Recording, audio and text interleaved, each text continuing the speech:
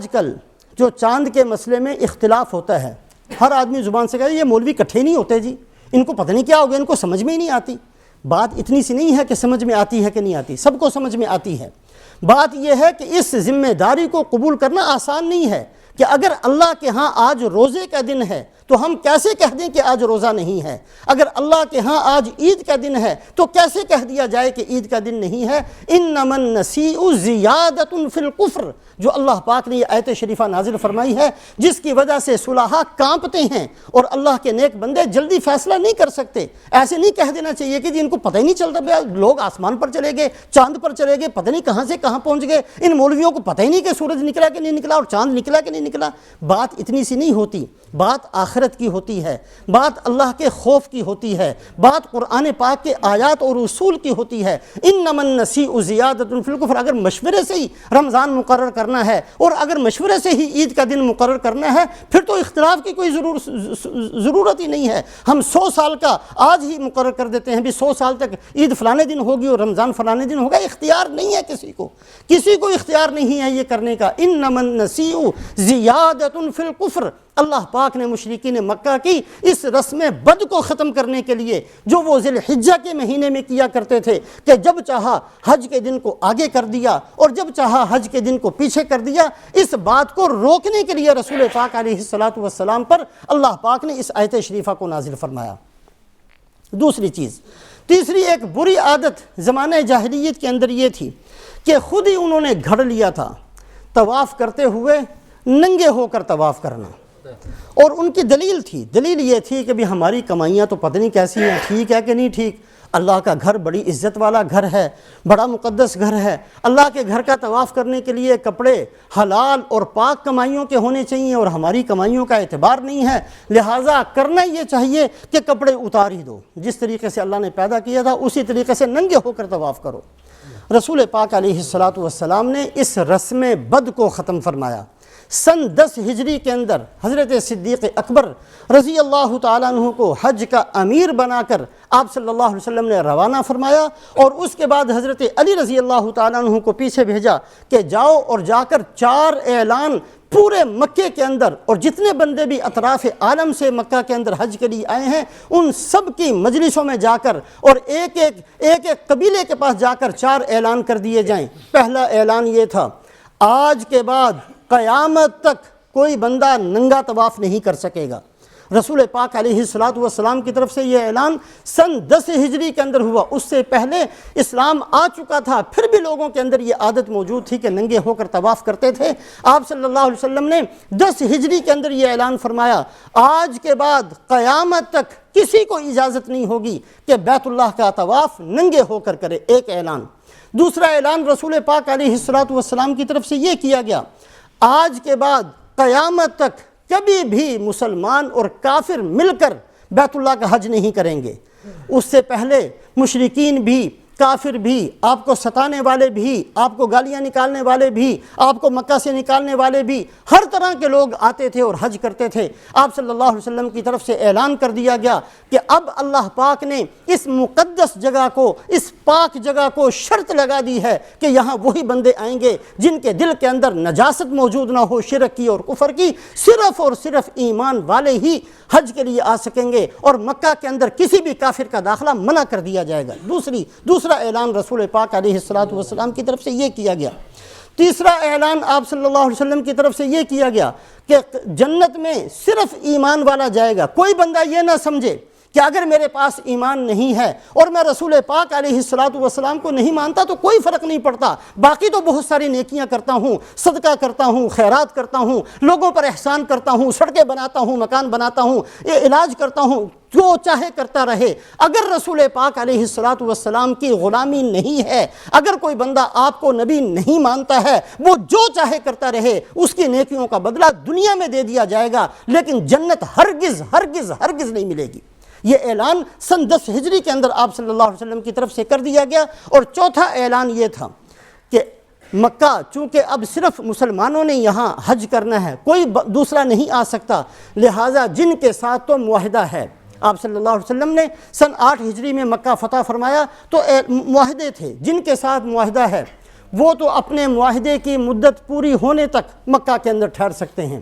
جن کے ساتھ کوئی معاہدہ نہیں ہے ان کو 4 مہینے کی مہلت ہے، 4 مہینے حرم کے اندر ٹھہر جائیں اور 4 مہینے کے بعد حرم کو خالی کر دیں۔ اور جن کے ساتھ معاہدہ تھا اور انہوں نے معاہدہ کی عہد شکنی کی ہے، معاہدے کو توڑا ہے، ان کو بھی موقع دیا جاتا ہے کہ حج کے مہینے یعنی محرم ختم ہونے تک وہ مکہ کو چھوڑ کر چلے جائیں۔ اور آپ صلی اللہ علیہ وسلم نے سن 11 ہجری میں جو حج کیا ہے اس کے اندر صرف اور صرف صحابہ کا مجمع تھا 1,24,000 اور کسی بھی کافر نے اس میں کوئی شرکت نہیں کی۔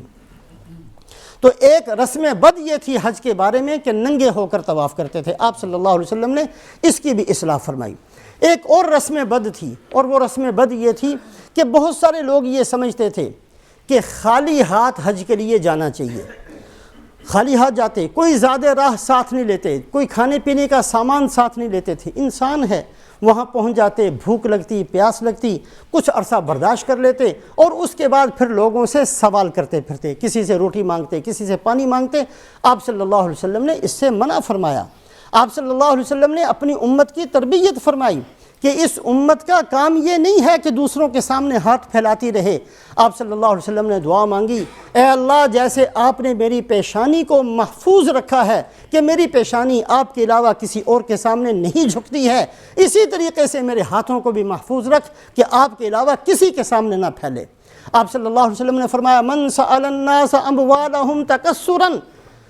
جو آدمی لوگوں سے مال مانگتا ہے، لوگوں سے پیسے مانگتا ہے اور اس کی نیت صرف یہ ہے کہ میرے پاس مال آ جائے، وہ پیسے نہیں مانگ رہا، وہ مال نہیں مانگ رہا بلکہ آگ مانگتا ہے۔ اس کی مرضی ہے تھوڑی آگ اپنے دامن میں سمیٹ لے یا بہت ساری آگ کو جمع کر لے۔ اللہ کے ہاں دوسروں کا مال مانگنے والا، سوال کرنے والا ایسا ہے جیسے دوسروں سے کہ کوئی بندہ آگ کا مطالبہ کرتا ہو۔ صحابہ کرام رضوان اللہ علیہم اجمعین کی عادت یہ تھی کہ اگر سواری پر بیٹھے ہوئے کوڑا بھی گر جاتا تھا، سواری کو بٹھاتے تھے، اپنے ہاتھ سے کوڑا اٹھا کر پھر سوار ہو جاتے۔ اس کو بھی سوال سمجھا کرتے تھے کہ ہم نے کسی سے کہہ دیا بھی میرا کوڑا پکڑانا، سوال سے منع فرمایا۔ اور یہی عادت مکہ مکرمہ کے رہنے والوں میں آج تک الحمدللہ کسی نہ کسی درجے میں موجود ہے۔ مدینہ کے رہنے والوں کے اندر آج تک موجود ہے کہ حاجی لوگ جو آتے ہیں ان پر خرچ کرنا بہت اپنی سعادت، اپنی خوش نصیبی سمجھتے ہیں۔ بدقسمتی سے زمانہ چونکہ بہت بدل گیا، ہمارے جیسے بندے بھی بہت سارے بیچ میں وہاں پہنچ گئے ہیں جن کا مسئلہ صرف کاروبار کرنا ہے اور کچھ پتہ نہیں دنیا ایسی خلط ملط ہو گئی۔ ہندوستان کے اندر بھی ایک زمانے تک انگریز جب تک ہندوستان میں نہیں پہنچے تھے، تاریخ کے اندر یہ بات ملتی ہے، اس زمانے تک دین پڑھنے پڑھانے والے جو ان کے پاس آتے تھے ان کو کھلاتے بھی تھے، پلاتے بھی تھے، رکھتے بھی تھے اور پڑھاتے بھی تھے۔ اور ہندوستان کی تاریخ کے اندر یہ بات ملتی ہے کہ ایک ایسا زمانہ آیا تھا کہ دہلی کے اندر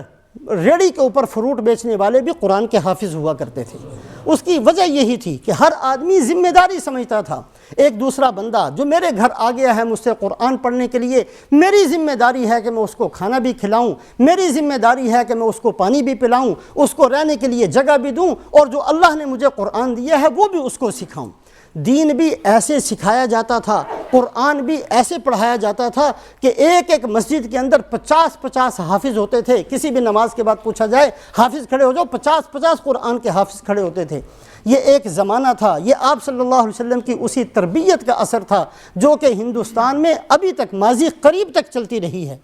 ایک زمانہ ہندوستان میں ایسا آ گیا کہ حج بالکل ختم ہو گیا، لوگ حج کرنے کے لیے ہندوستان سے نہیں جایا کرتے تھے۔ کسی گمراہ مفتی نے یہ فتویٰ بھی دے دیا تھا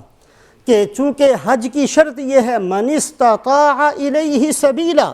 کہ جو حج کرنے کی طاقت رکھتا ہو اس پر حج فرض ہے، اور چونکہ یہاں سے حج کرنے کی طاقت نہیں ہے، راستے امن والے نہیں ہیں، لہٰذا حج کرنا کوئی ضروری نہیں۔ اور یہی وہ وجہ تھی کہ مغلیہ خاندان کے بادشاہ جو اپنے آپ کو شاہ جہان، پورے جہان کا بادشاہ، کوئی عالمگیر، پورے جہان کو پکڑنے والا، کوئی اس طرح کے لقب جن کے تھے، اللہ نے کسی کو بھی حج کی توفیق نہیں، کوئی بھی مغلیہ خاندان کا بادشاہ حج نہیں کر سکا۔ اس زمانے کے اندر سید احمد شہید رحمۃ اللہ علیہ نے اعلان کیا اور فرمایا کہ جس بندے کے پاس زاد راہ موجود ہے، حج کا ارادہ ہے، وہ بھی آ جائے اور جس کے پاس زیادہ راہ نہیں ہے، کچھ بھی نہیں ہے اور حج کا ارادہ ہے، وہ بھی آ جائے، اس کا تمام خرچہ میرے ذمے ہے اور ہم حج کو زندہ کرنے کے لیے حج کا قافلہ لے کر جائیں گے۔ لہٰذا 800 بندوں کو لے کر سید احمد شہید رحمۃ اللہ علیہ 800 بندوں کو لے کر